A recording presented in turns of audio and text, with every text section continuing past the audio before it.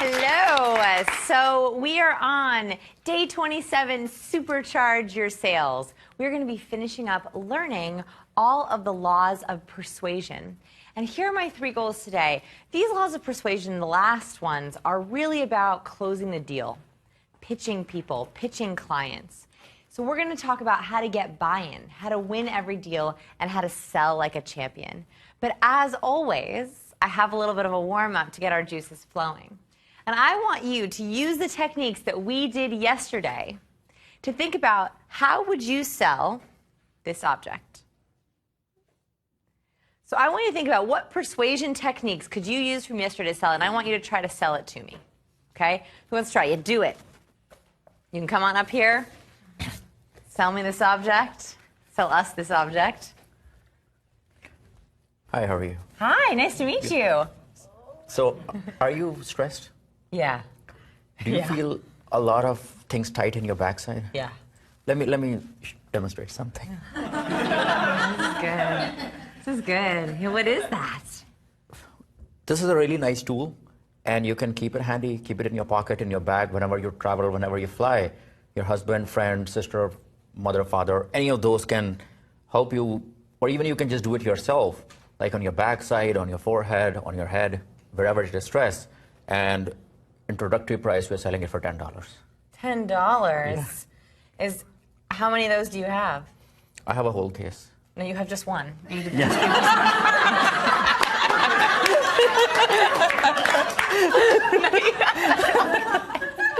Yeah. Tell me how you just have one. This is the magic one, or this is the only last one? Okay, I'll take it. I'll take it for $10. Thank you. Thank you. That was good. So, what techniques could you have used from yesterday to sell this object? So definitely scarcity, right? Oh, there's only one of them. There's only one available. You also use sensory experiences. You actually you gave me sensory experiences, right? You also used power words by mentioning family members, right, on ways to use it, and gave me specific examples about how I could use them, stories in my own life. What else could he do? Yeah. He used the yes ladder. He got you to say yes. Love it. Yes, yes, I'm stressed. Yes, yeah. He could let you hold it to own it. Yeah, you could have said, actually touching it was halfway there, and then you could have said, here, try it on yourself. And then I wouldn't have wanted to give it up, right? I would have been like, oh yeah, that's good. Right, I wouldn't have wanted to give it back to you. I love it. What else could he have done? Also, since it's a little strange looking object, that you can use the peek technique and just create some kind of funny videos with it. Totally, and you could say, like, what do you think this is for? Actually, the funny thing is, below this slide, I wasn't sure what I was going to have a sell, and I was like, odd object. Sell, pick an odd object. Exactly. In it itself is a peek and disrupt technique. It's kind of a funny thing. Yeah, what else? Yeah. I like that he kind of started by asking you questions. I kind of would have dug into that a little bit more, find out, you know, just why you're stressed. Yeah, and then maybe paint a picture. Right, paint a picture with the words that I used. Yeah. Use the rush technique. How stressed are you? Why are you so stressed? Oh, you feel tension? Let me tell you about tension. Totally. I love it. Wow, that was good. All right. So we're going to learn the rest of the laws of persuasion to make it even better. And you actually tapped into them already. You're on the right track for what we're going to learn today. So the 8th law of persuasion is the trust factor. So the trust factor, sorry for all the text, but I wanted to explain this study all in one fell swoop, is that verbally, just 3 minutes of verbal banter decreases the rate at which a doctor is sued and increases his likability. So trust, verbally, is about exactly what we've been learning. Master questioner, law of addition, art of listening. Just 3 minutes of verbal rapport increases your trust factor. I mean, with doctors, that's what an easy way for them to build rapport right away with asking the right questions. So for us, when we're trying to tap into people's needs, especially if it's emotional pain, not necessarily physical pain, that's the way we can build trust. The more important way, though, and this whole course is a bit about building verbal trust, I think is building non-verbal trust. So non-verbal trust comes down to something called the sociometer. So the sociometer, this is a research experiment that was done at MIT. I didn't get to share this study in my Power of Body Language course. I love talking about new body language research. So what MIT researchers did is they wanted to know if your nonverbal could make you more persuasive and make people trust you more. So they created a little device that you wear around your neck. It looks kind of like this. I couldn't actually get permission to use a picture, but it kind of looks like this little box around their neck. And they had people wear it during pitch competitions. So they went into a big conference and they had to pitch business ideas. And then everyone in the audience voted on their favorite idea.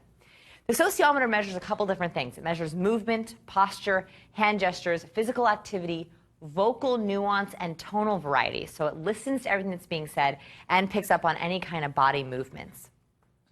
What happened is that once the presenters got on stage and they did their pitch, they looked at all the winners and all the losers, and they compared those to the nonverbal patterns that the sociometer picked up. And they found they could accurately predict who would get the most votes based on 4 specific nonverbal patterns. Pretty crazy, right? That the business ideas didn't really have much to do with the actual ideas. Now, remember that these are people who were already, it was a business conference, they were already pretty good at pitching. It wasn't like you were going to get a terrible idea. But when the ideas are all pretty good, the nonverbal can be the difference. It really increases someone's trust in you. And here are the 4 patterns they found. And this was backed up at Cornell and Northeastern. So MIT found them, and then it was backed up twice. They found that 4 nonverbals specifically trigger concerns about trustworthiness. They are, first, leaning away. When people got on stage and they took a step back and they leaned away from the mic, this also happens in meetings, one-on-one, if you lean back or lean away. Leaning away is a distancing behavior. It makes it, when you're nervous or self-protective, you try to separate yourself from what's in front of you. So that triggers concerns about trustworthiness in the other person. Second, crossing arms. It's one we've heard about since childhood, right? The importance of keeping our torso open. It's one of the reasons why I teach the launch stance so early in the course. It's because I want you to do 30 days of practicing while keeping your hands loosened by your side and keeping your torso open. Next, touching, rubbing, and grasping hands. This is one I have a really hard time with. So wringing, rubbing, grasping hands is what we do to self-soothe. When we're nervous, we calm our hands down. It's a way to say, calm down, it's okay, it's okay. The problem is people can't help but associate this nervous behavior with mistrust. And then lastly, touching the face or stomach. So touching the face, holding your hands over your stomach, and this can be sitting or standing, or touching the face of any kind. So biting nails, holding your chin, touching your cheeks. That is a low confidence gesture. It signifies in the other person, even if they can trust you, even if it's just genuine nerves, in the other person it sends up these little alert flags. Don't trust them, don't trust them, don't trust them. So I want to eradicate those gestures from our nonverbal when we are pitching. When we're dealing with a really important person, we're on interviews, we're in pitch client meetings, I want to make sure that you don't do any of these moves. So we're going to actually practice doing these in a second. These show defensiveness, self-protection, and avoidance and anxiety. So here's what I want to do. We're going to practice our launch stance, open torso, leaning in or neutral. So as long as we're not leaning back, we can be neutral, or you can even lean in on a point to make that point to them.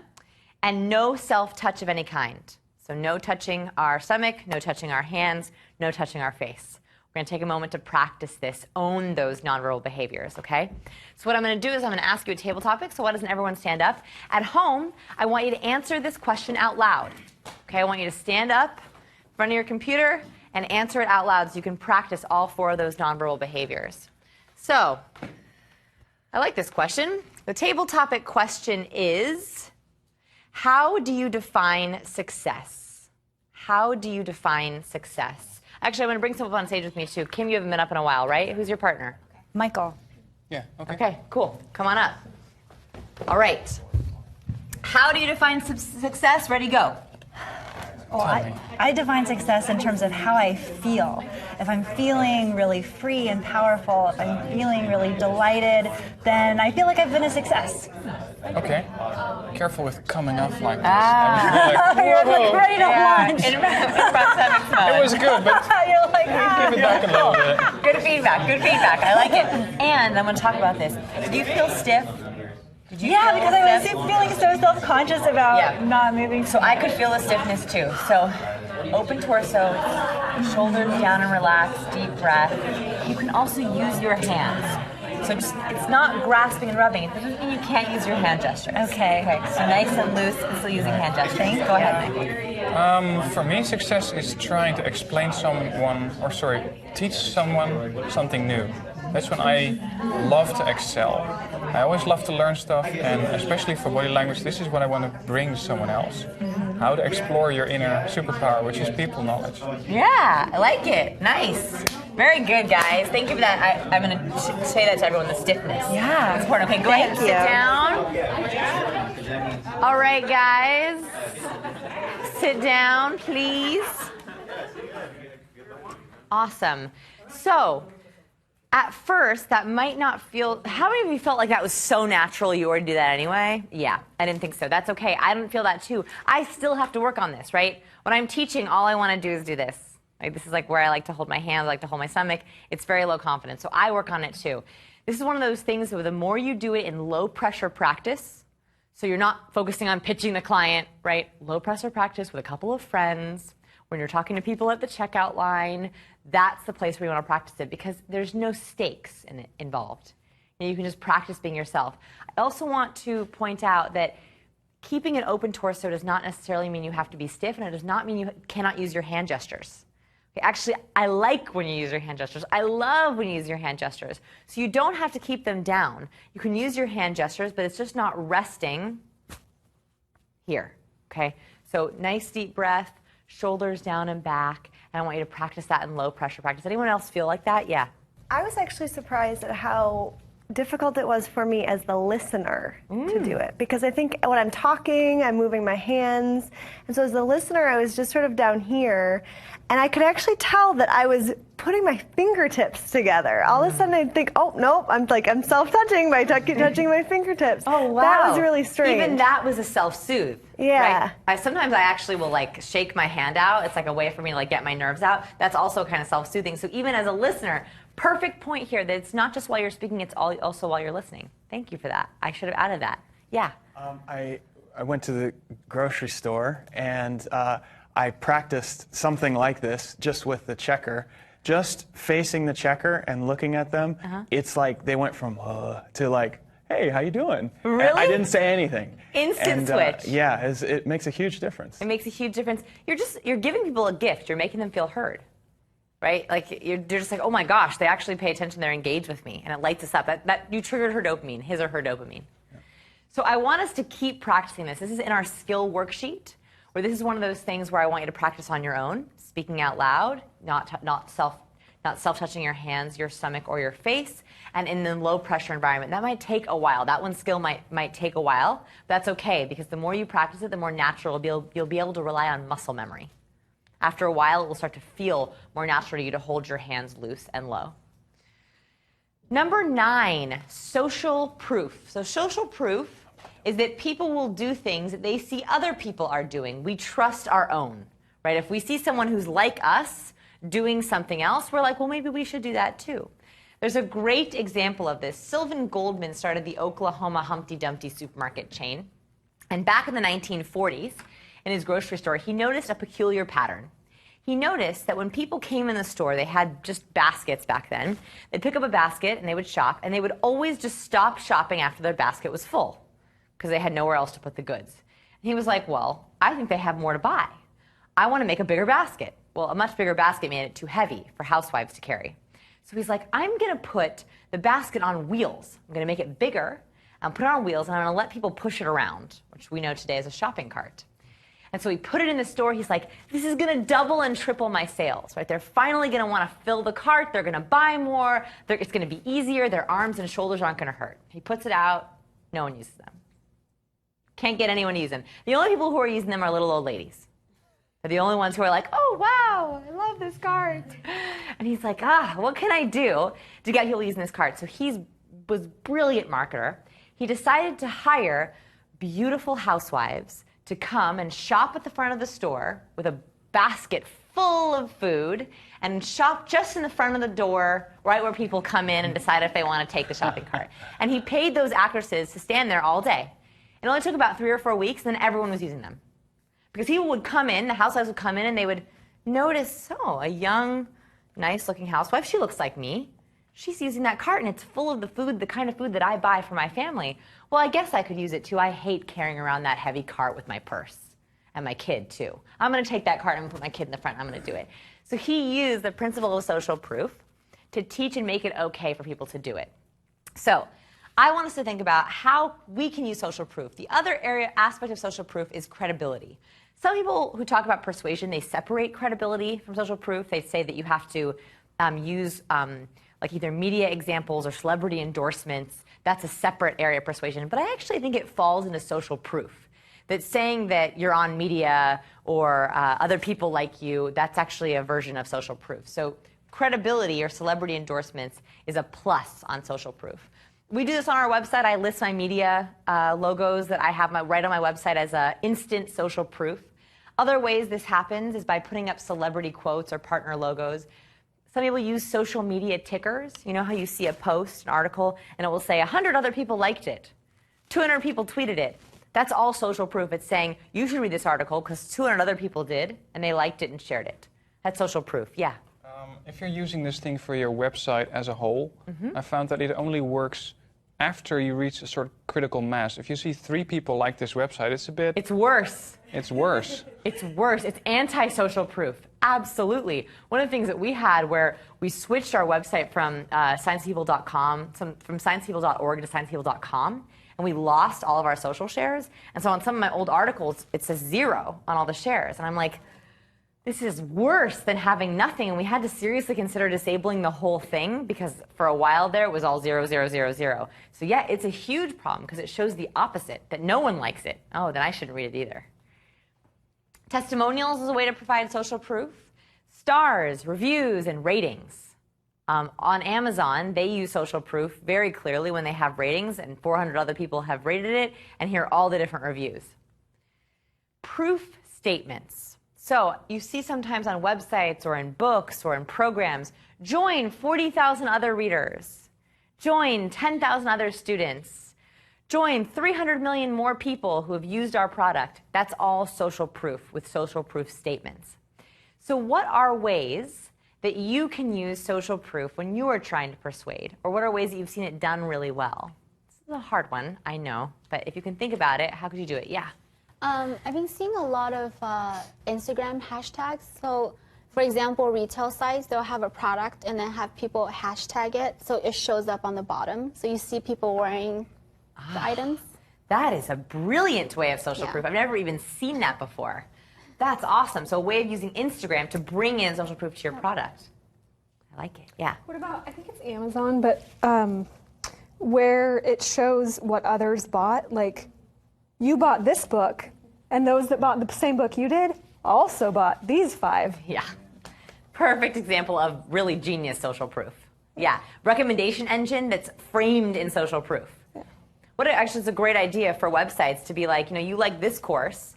Other people who like this course might like this one. You like this book, maybe like this one. You like this article, recommended reading. I think I'm going to change all my recommended reading on my website to be, you like this article, other people like these ones that were similar, or some prettier version of that sentence. Yeah. Yes, I like that. Better than recommended reading. Yeah. A prominent Silicon Valley tech guy tweeted about me, and then someone else wrote to me and said, oh, I saw this person tweeted about you, and I wanted to know more about X, Y, and Z.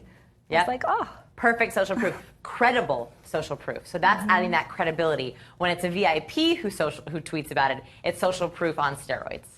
Absolutely. What are some ways that you can use it, either for your product or website? How many of you have social proof right now on your product or website? So tell me about how you use it. I use straightforward testimonials and videos. I haven't gotten creative with it yet, but I use sometimes language that is directly people's language and not correct it and spell check it and all the other stuff. Perfect. So it feels authentic. Yeah. Right, you don't make it sound boring. You actually, in a weird way, the spell check, the spellings are almost like power words because they're real. Yeah, Jason. I use testimonials as well, both video and text. But I also just look at social media in general as just social proof. I mean, absolutely. If anyone's talking about you for any reason, then we just have that. Acts, numbers of followers. Yeah, making that really prominent. If you have something to share, you want to be really careful if it's anti-social proof and you have low, which is okay, but just make sure to highlight what works for you. Let's move on to the next segment of sales. Since we're going to talk a lot about today about how to close a deal, I wanted to bring up a quote from Dale Carnegie.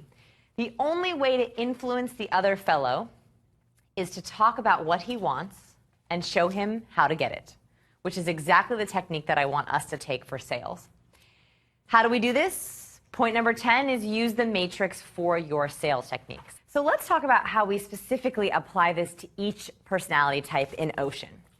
So let's say that you have an extrovert, low introvert, high extrovert. So let's say you have an ideal client who's a low introvert. Here are my favorite principles. Now, there's no right or wrong answer here about the persuasion laws you can use. But if I have a low introvert who's coming into my office to pitch, either a corporate client or a potential student, for them, the trust factor law is going to be the most important, right? To show them that I respect them, we can have nonverbal and verbal rapport. I'm also going to make sure that it's one-on-one. I'm not going to bring my team in there. Make sure it's a much smaller group. And I'm definitely not going to do a loud space. I'm not going to bring them to a busy coffee shop. I'm going to try to bring them either to my office or a small, quiet, secluded coffee shop or their space. I say, would you like me to come to your office to see you? What would you do if you had a low introvert as your ideal client you were pitching? What's some things that you would try? What persuasion law would you use? Yeah. I would actually send out a lot of material up front because they need time to look at it, and especially if they are an analytical introvert, all the more so. Wow, I love that idea. How about a high extrovert? So for me, if I have a high extrovert, I'm going to give them tons of social proof, right? They love other people, and so showing them all the others who have used it or a big group setting for them is going to work really well.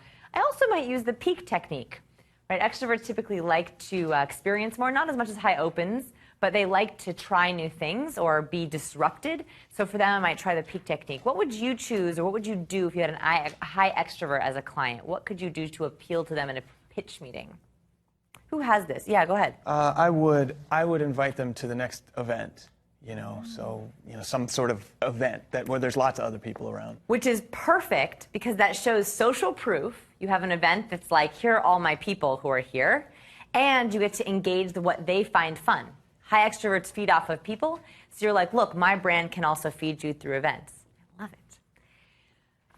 Conscientiousness, and by the way, I'm just throwing these up here as ways to give you ideas. So remember how we did that big chart of your ideal customer or client worksheet? These are ideas for how you can apply these laws in that chart by looking at them. So low conscientiousness, someone who's flexible. I would make sure that I didn't give them too many choices. Right, if you have someone who's low conscientious, who's open to anything, giving them too many choices is actually a punishment.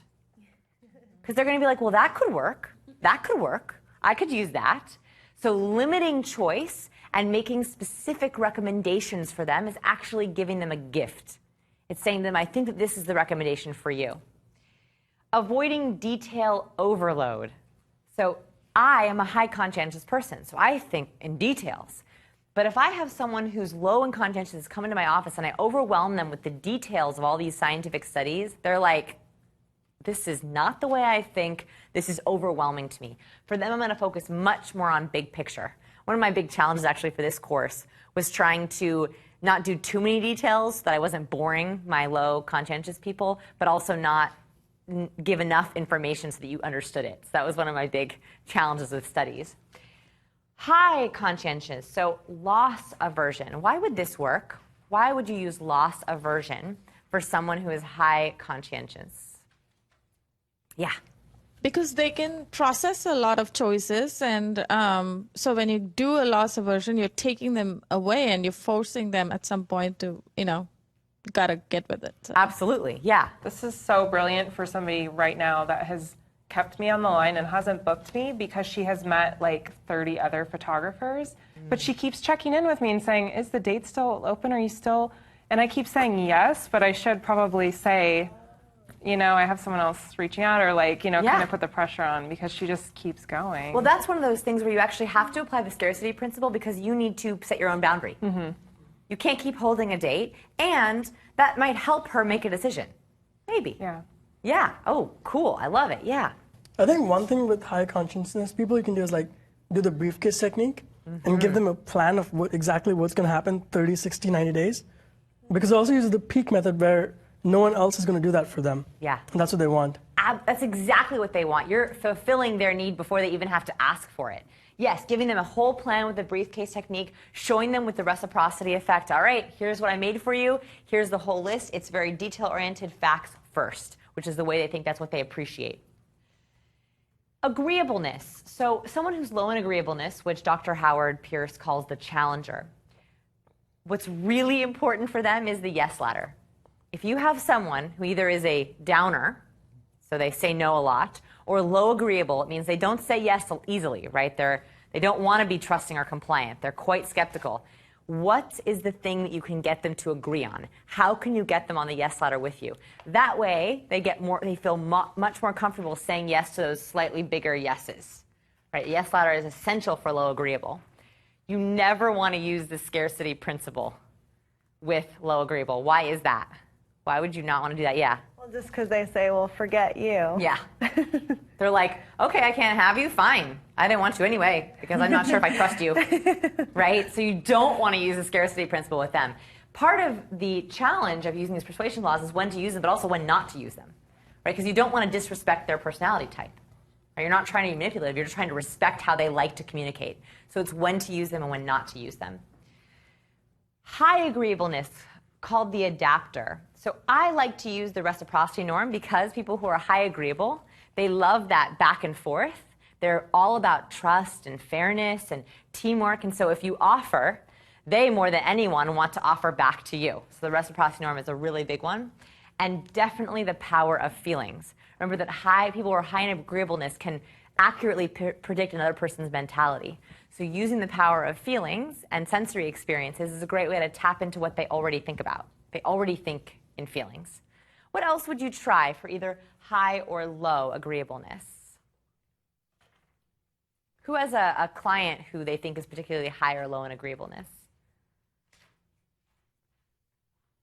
Okay, so let's break it down a little bit further. So someone who you feel like they're often saying no to things. They're either too busy or they're afraid to say yes, that would be low agreeable.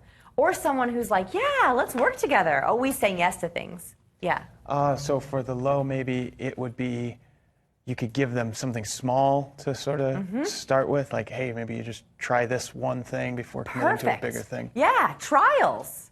Yeah, I think that's a great idea. I think also kind of loss aversion could work. Saying, you can try it, no risks, just try it for free and see if you like it. Very good idea. Neuroticism. So low called resilient, any. Because low neurotics are so incredibly stable and low emotional reactive, they respond pretty well to all of them. None of them really offend them. And they're usually willing to go on a journey with you. So you can use any if you have a low neurotic. High neurotic or reactives, yes ladder, right? So starting with what you can say yes on. Minimizing risk. So what's really important with neurotics is to show them there's very little risk here. I am taking as much risk out so that you can try this without having to get too out of your comfort zone. And they need a lot of reassurance in their pitch. Yeah. How do you feel about using loss aversion on them? Let's see. So if we did loss aversion, that would be like a free trial or a free subscription. I think that would work because you're letting them try it risk-free, right? They can try it for 30 days without doing anything. Yeah. All right. I like that. Yeah. Would you use scarcity here? Because I feel like it make them go kind of crazy. I think you have to be really careful with it. I think if it's transparent, if it's authentic scarcity, then definitely, because you're giving them more information, right? So as a high neurotic, I'm like thinking to myself, okay, if I'm a high neurotic and I'm hiring a photographer for my wedding, and they tell me, look, there are 17 weekends, that's a really popular weekend that you want to book me, I'm just letting you know I can't hold it for you. That actually gives me more information and I like it. Okay. So I think yes, if it's authentic. Yeah, you never want to risk that by trying something that is fake. Yeah. Yeah, you could, money back guarantee would be really money back helpful. guarantee, refunds, absolutely. That's a really great way to minimize risk, and we're going to talk about minimizing risk in a second. The high neurotics love that. The money back guarantee. Or free returns, free shipping, yes. Yeah. So basically, our previous study, you had talked about women being, in general, more neurotic. Yeah. So that means that all these principles, if you're selling anything that is a women-specific product, you should be following all of it. If it's a specific product for women? yeah, like clothes or fashion or shoes or, more. Typically, that's one of the reasons why Zappos and Amazon, they have free shipping, free returns, lots of social proof. Yeah, absolutely. They try to take out as much risk as possible from the shopping experience because they know if they have a worrier woman who's shopping, that's going to stop her from trusting the brand or stop her from making decisions because she's afraid it's going to be the wrong decision. Totally. Openness, originality. So low openness, scarcity principle, and social proof. These are the ones that I suggest. Why is that? Why would you want to use social proof, for example, for someone who is low open? So they're not really open to ideas. They're not super curious. They really like to take their time. They're analytical. Why would that work? Yeah. They want to see that it's worked for someone else that's kind of like them. Yeah, absolutely. So what really works well with social proof testimonials, if you know that you have low open people who are very analytical and they don't like to make a decision easily, is to have testimonials that showcase the struggle. For example, in some of our testimonials, because I have a lot of programmers and introverts who they take a long time to trust me, which I think that's great. I have other testimonials from other programmers who say, it took me a few months to buy this course. I wasn't sure if it was for me. After reading the blog for a couple of weeks, I decided, okay, I was going to make the leap. I include that in their testimonial so they can hear someone else going through the struggle of, I'm not sure, okay, I'm doing it. So highlighting that in testimonials. High openness explorer, peak technique, right? If you can give a high open person adventure or something that stimulates them, you're feeding into something that they love. Like they want a new experience. For this course, I talk about how this is an adventure because I want high open people to be like, oh, that sounds fun. That sounds fun to me. The reciprocity norm. Why would I say that for openness, originality? Why would that work? Giving a little bit to get a little bit back. So that in itself can feel like an adventure. Joshua, were you going to say something? No? Kind of, yeah. I guess it's kind of giving them a taste of the adventure that they could have. Yeah. Absolutely. Showing them, look how good this little free chocolate is. There's so much more adventure inside this store, right? Giving them a little bit of a taste of what happens, and then it's okay. Sometimes the reciprocity norm is actually a great way to warm people up. Like saying, here's what it's like to work with me. I give you free gifts, or I give you a free consult, and it's okay. Right? That may be actually fun for you. So let's move on. Take that, exactly what we just learned, because that's really essential for this next step, which is step 11, finding the pain. People will do anything to solve their pain points. In other words, your customers' problems are your problems. Here's what I mean. For example, WestJet, so WestJet is a airline, what they did for a marketing campaign is they decided to ask people what their Christmas wish list was. So they got to the airport, and WestJet had set up a little kiosk, and they got to the kiosk, and it said, what is your Christmas wish list? It was like 2 days before Christmas. People were like typing in, I want an iPad, I want a big TV, I want socks and underwear. And they got on the plane, and WestJet employees went and got all of those gifts, and when they got to baggage claim, they had wrapped the gifts, and down baggage claim came gifts from Santa, from their holiday wish list.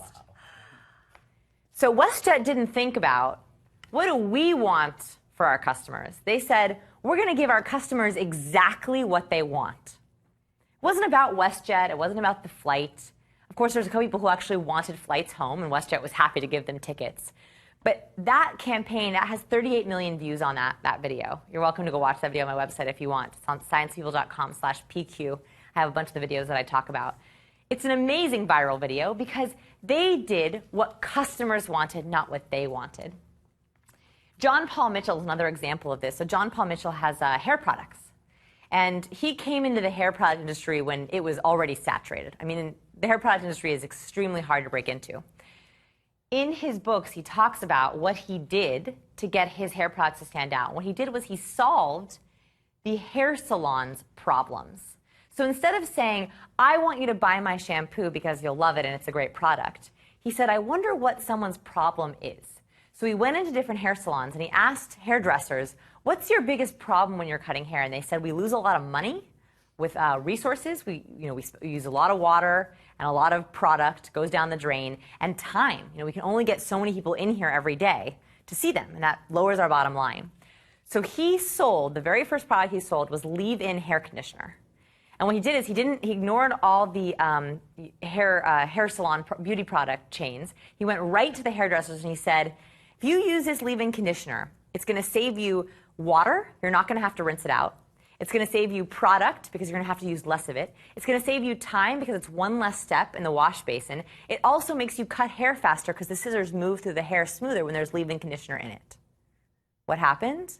Hairdressers were like, give it to me and get rid of every other product. I don't want to use any other conditioner. And John Paul Mitchell is one of the biggest hair product carriers in the world. He's in all the salons. You'll notice he's usually in the salons. And that's why, is because he tried to solve the hairdresser's problems. So what's your customer's pain point? What is their problem? I want you to think about it. I want you to turn to your partner and talk about what is your partner's problem. At home, I want you to list many problems. Every single problem or pain point that your customer or colleague or boss has. Whoever you're trying to pitch, I want you to list all of their worries and problems. All right, who hasn't been up on stage with me in a while? Josh, yeah, come on up. Yes. Yes. Perfect. Turn to your partner and talk about pain points. I heard you say Josh, so I was surprised. Sorry, yes, I wasn't sure who, and then thank you for raising your hand. You know, everyone's like, all right. So, what is your customer's pain point? They think they're never going to get unstuck. Okay, so they're frustrated and they're never going to get unstuck. What's a specific? Get really specific. A lot of them are relationship, like something in the relationship is holding them back, whether it's a business relationship or personal. Better. That's even more specific. That gives us a little bit more to work on. Customer, what is their problem? What is their pain point? So the umbrella is their autoimmune symptoms get in their way of being their life. So it's fatigue, it's digestion issues, it's low energy, it's headaches, migraines, it's like any ailment that you can have, like itchy skin, it stops them from living their life. Okay, those are very specific pain points. So what I want you to do is I want you to take those pain points and we're going to actually write out a script, and I want you to use the words that you think your client uses. Okay, so when your client comes to you and said, here's my problem with the relationship, blank, blank, blank, I want you to use those words. So we're going to use those in the script. Thank you very much. Thank you very much. Thank you. All right. So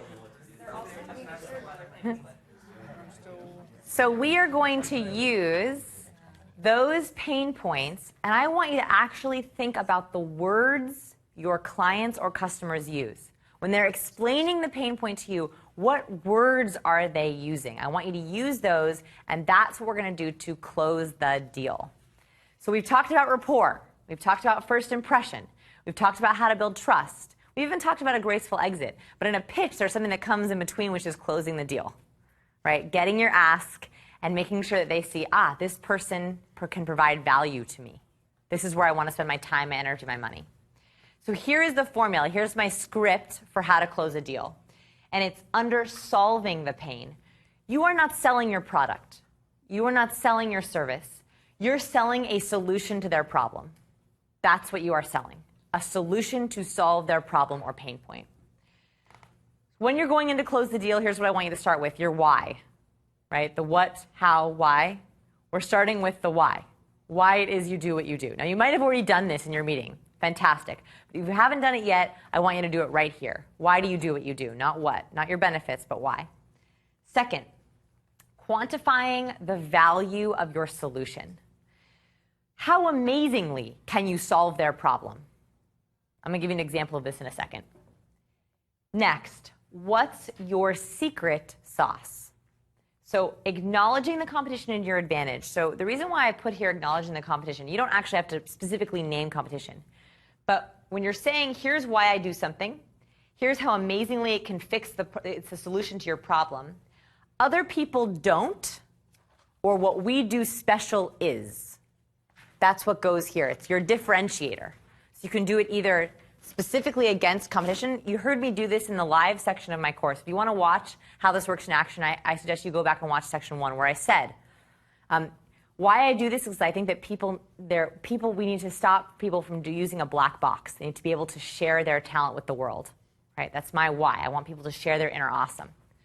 Next, we've helped thousands of audiences around the world with our secret sauce.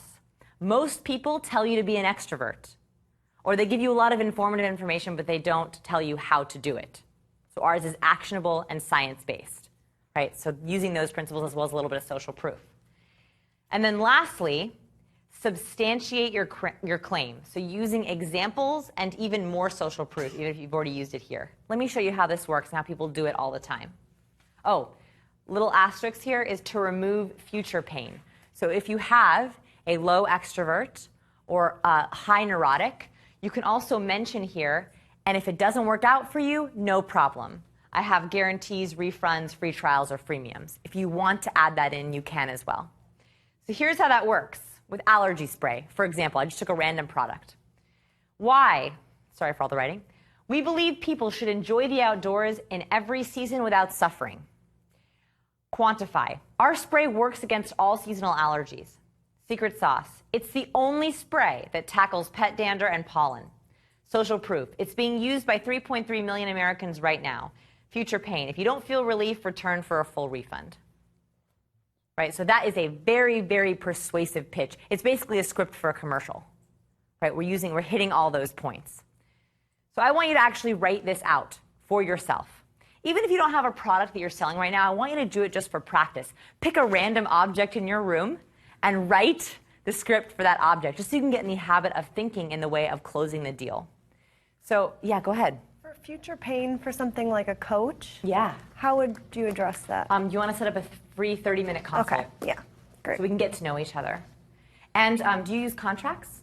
I haven't done anything yet. This is all brand new. Got it. So you can say, I don't work on contract, so if it ever feels like it's not working out, that's no problem. Or if you do decide to work on contract, you can say, if at any time you want to revisit the relationship after a few weeks, that's totally fine. We can do that. Okay. Right? So it's taking in that risk. The free consult, though, is the best way to remove the future risk. Great. So I want you to turn to your partner, and at home I want you to pick either your product or a random product in your room and try to start with why. What's the why of this product? Quantify it. What's your secret sauce that makes you different from competitors? What's a little bit of social proof or some examples you can give? And future pain. Future pain. So who has not come up yet? Yeah, come on up. Yes. Turn to your partner. I want you to help you script each other out. This might take a little bit longer, but just to get in the habit, help each other out a little bit. So do you have a specific product that you want to sell? I mean, like currently or? Currently, like a service? Yeah, pretty much just coaching. Coaching. So do you want to try to do it? We'll both try to do it pretty quickly. Your why is actually already there, I think. So what's your why? Why is that I want to help you bring out your true self. Perfect. We're pretending it's a commercial, right? You wouldn't actually speak to a client like this in a meeting. I want to help you bring out your true self. Pretend like sounds like a good commercial. And there's more. And there's more. Quantify. So, why does your service work? Because I'm here to help people that.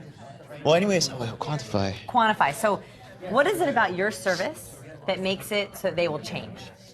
Quantifying the value of what you offer. Because I'm trying to help people that have been through what I've been through, so I kind of understand what they're coming from. Got it, that's it. I have been there. Okay. I know what this is like. I'm not an expert looking in. I know exactly what we're going through. This service works. My methods work for me. Okay. That's the quantify. That's what makes you different than your competitor. That's actually both. Right? Because that's what makes you different. Yeah. Someone else who hasn't been through it. You're not preaching from a high tower. This is you. Yeah. Yes. Oh, perfect. So yeah, social proof. I know you're new in your business. So is there social proof? Have you worked with people before? No, I'm like in the process of trying to understand it. So. Sure. So in the beginning, right, you're not going to have very much social proof, but you can talk about your credibility, degrees, experience, hours you put in. Okay. That's where you put social proof until you're like, I've helped hundreds. Okay. Thousands one day. Yes, thousands one perfect. day. Future pain, do your clients need reassurance of just in case? Oh, yeah, definitely. I would definitely do that. Okay, so what would you add at the end? I say that if this service, or if this service hasn't completely like fulfilled your need, I'd definitely return it. Return the money. Full refund back. Yeah. I would sign up for that right now. Right on. Heyo. Awesome. Okay, your turn. So let me look at that. So why? Why do you do what you do? The why I came up with was because we believe that great companies / great ideas deserve great customers. I like that tagline. That's a great tagline. That's a great tagline. Awesome. What makes you different? For Quantify and Secret Sauce together. If you can, yeah. So is Quantify like what we're gonna get them, or? It's the why this is going to work, basically. Okay. Yeah. So the way I'll try and tie in the three together then. Okay. So most agencies focus on SEO, rankings, and pretty pictures. But we focus on revenue, not rankings. Perfect. That is nice. definitely your secret sauce. Definitely. I want a little more about Quantify. How much can you fix it? So can I do that with social proof? Of course. So for example, last month we launched a new client site. And in 1 week after launch, he doubled the number of calls he was getting. 1 week. That's a good one, man. That's Quantify, social proof, the same. Do they need future pain help? And future pain would be, and there's no obligations right now. The first step is signing up for a 60-minute call. And if we can't help you, we'll tell you, and you can fire us right there. Something along those lines. That's like no risk. Perfect. No risk. And that will work really well if you're at a networking event and you think you found an ideal client. That is the perfect pitch. It's very casual at a networking event. You could say that to someone. Like the why, the Quantify. Yeah, you could absolutely say that at a networking event very casually. I want to ask you about one thing, which we came up with. For the what, I'm testing this thing where, like, if I meet a CEO, I'm like, we help CEOs sleep better at night. And they're going to be like, why? I'm like, by getting you more paying customers. I like that.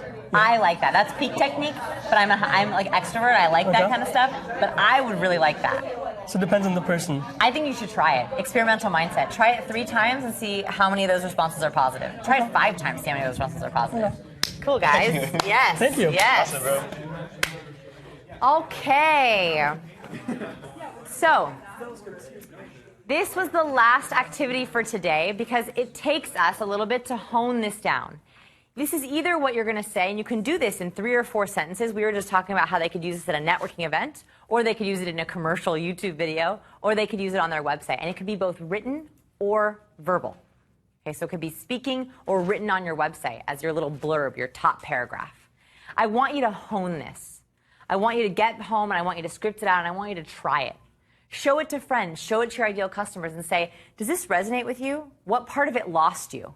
Because the experimental mindset is going to help you pick the right words to use, the right format you need to use. Yeah.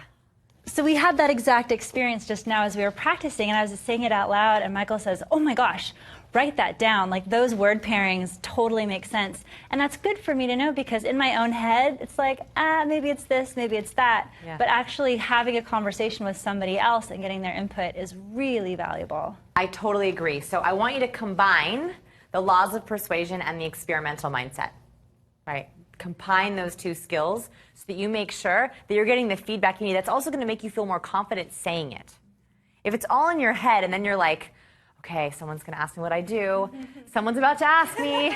And they ask you and you're like, well, and you like deliver it because you've never delivered it before and you're following the formula. It doesn't feel so natural and you're super nervous. You have no idea what they're going to say. But if you try it in low pressure areas and get feedback with your ideal client, it feels better. Yeah. Yeah, it's funny you say that. I think even if you did what you just said, like I was talking with Lacey and I kind of sort of knew what she did, but as we go through that, I'm like, actually, I want to buy this. Like, wait, I want to hear it. No risk. Like, I want to hear it. I want to hear it. Tell me, Lacey, what is it? Okay, do yours. Do yours.